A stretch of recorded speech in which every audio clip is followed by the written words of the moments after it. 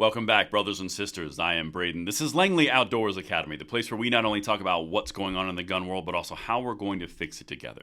And the content that I'm going to show you tonight is going to highlight and reinforce a point that we've said a lot in the episodes we've done around the gun-controlling Democrats in their efforts to curtail people's rights through financial, basically, barriers.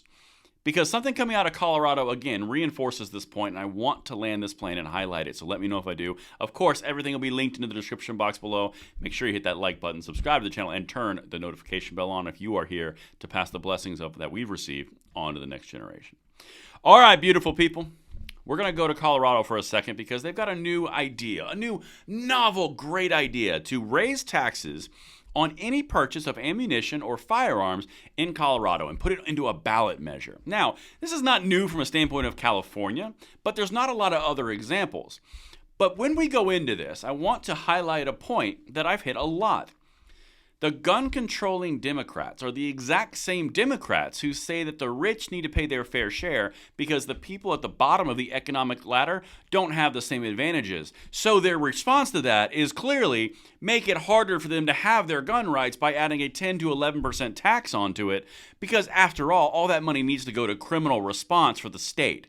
Again, all throughout the gun control auspices of power, you have we need some more fingerprinting, and we need some more testing, and we need a lot of training. And by the way, that's going to come out of your own pocket because, you got to make sure you're taken care of and you're safe for the population and for everybody.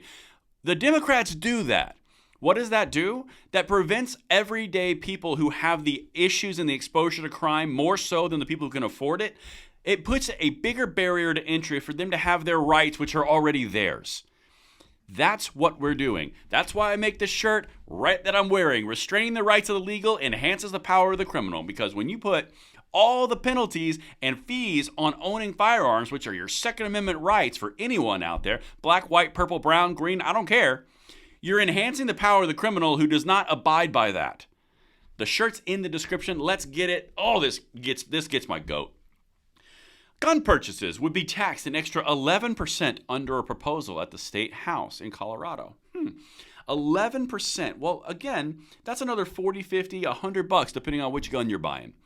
People at the bottom of the spectrum of the finances aren't going to be able to swing that as easily as the people at the top. Again, rights for those that can afford it at the hands of the Democrats.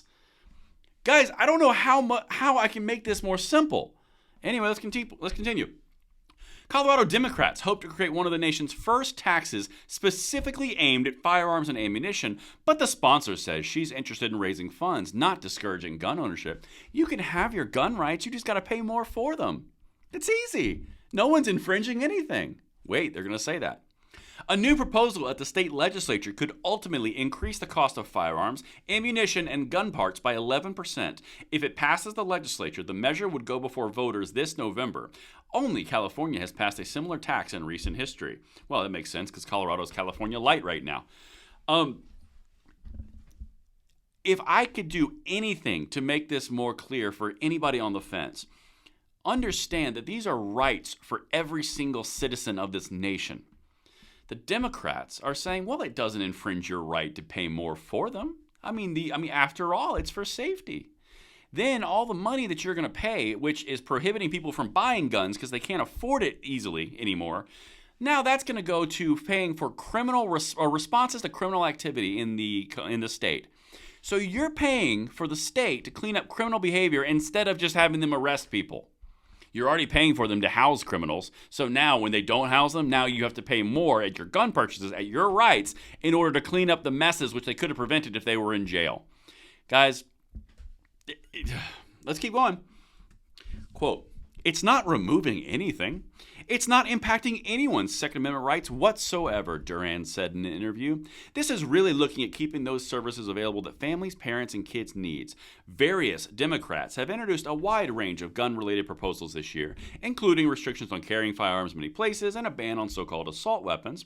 Gun rights advocates argue that imposing a new tax on firearms would be an obstacle that adds new costs to exercising a constitutional right. They are exactly correct. Again, The party that is claiming that they're all for the little guy is putting more fees and taxes on the little guy so they can't get the same rights as those at the top of the spectrum. The party that pushes class warfare every 4 seconds is guilty of class warfare all the time when it comes to Second Amendment rights because it's not one of their sacred cows. This gets me so bad because people are being affected in a negative manner by those that are telling them they are going to be benefited from them. They are being fleeced left and right, and it is just disgusting, but let's continue. If it's approved by the legislature, the next step would be to put the question to voters who have the sole power to raise taxes in Colorado. The question would appear on the ballot in 2024 election, where it would have to win a simple majority to support if it were to pass. If it does, the new taxes would go into effect April 2025, so it's kind of like Measure 114 in Oregon.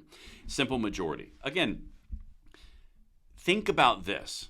Don't think about anything else. Just think about root cause here and root outcome. If you were to say that you can have your First Amendment rights, but the fees and the fines and the permitting, that's more expensive. So it's just to keep people safe in their feelings. It pays for the philanthropical, philosophical, whatever it is, all the little hugging puppies and cuddle bears because your feelings got hurt. That's what it's for the good of the people. It is. I mean, how would that go over? These are rights. They try to delineate gun rights as these things that are over here on the side that aren't rights, but free speech is. Meanwhile, a medical procedure, which, screw it, abortion is a medical procedure, and all of a sudden that's a right, and that's fine. You can't touch that one. But if you go with gun rights over here, ooh, that's more fees, more fines. After all, it's to pay for the counseling. What if we were to do that for abortion? How loud would the screams be? Anyway, well, last thing for you. I'm getting spicy on this episode.